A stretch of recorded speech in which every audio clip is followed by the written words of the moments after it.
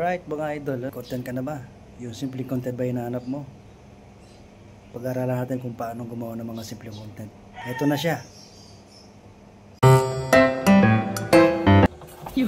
Alright mga idol, ito na yung tutorial natin kung paano tayo pumasok sa container. Click mo yung CapCut, tapos new project. Tapos hanapin mo yung video. Yung video mo. Ito. Tapos yung background. Tapos add. Tapos sa part na yan, yan. Gumalaw yung galon. Sa ganyang part, split natin. Tapos pagkababa niya, split natin ulit. Delete natin. Hindi na natin kailangan yun. Yan, maliit yan, di ba?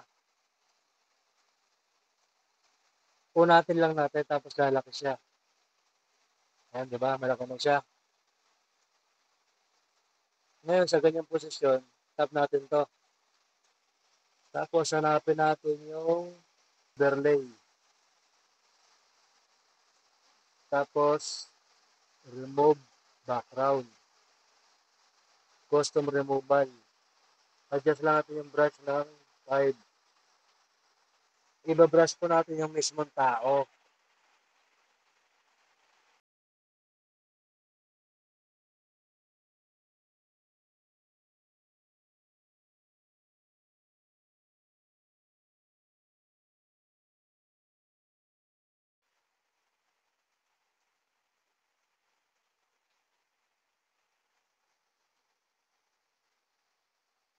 Yan, wala nang ano, background remove na siya. Check natin. Tapos, babagsak yan, di ba? Ngayon, habang naka-highlight, tap natin ulit yan. Yan, tap natin ulit. Tapos, plus, ayan, nagkaroon na siya ng pulang diamond. Tapos, baba lang natin ng konti. Abante natin yung tinanggalan natin ng background. Pagbagsak niya. Yan. Sa ganyang posisyon, hold natin itong mismo tinanggalan ng background. Yan. Para kunyari, nakapasok na siya sa loob. Yan. Tapos, itong mismong background natin, hawakan natin yung pinakadulo. Ito. Tap natin yan. Tapos, abante lang natin siya. Yan. Hanapin natin yung part na yan. Dito lang banda. Yan. Yan o. Tumalon. Masok.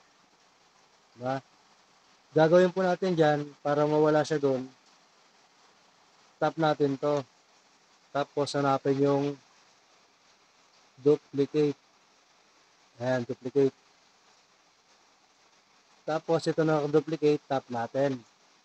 Hanapin yung overlay. Tapos, ibaba natin siya. Ayan. Tingnan natin ha.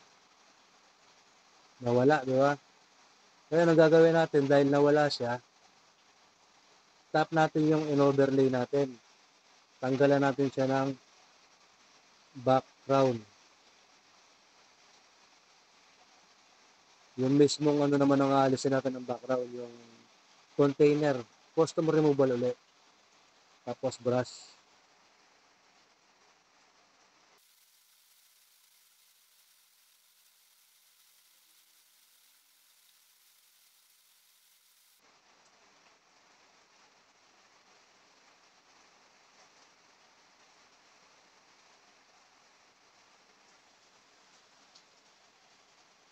Ayan, naalis na ng background. Tapos check natin yan.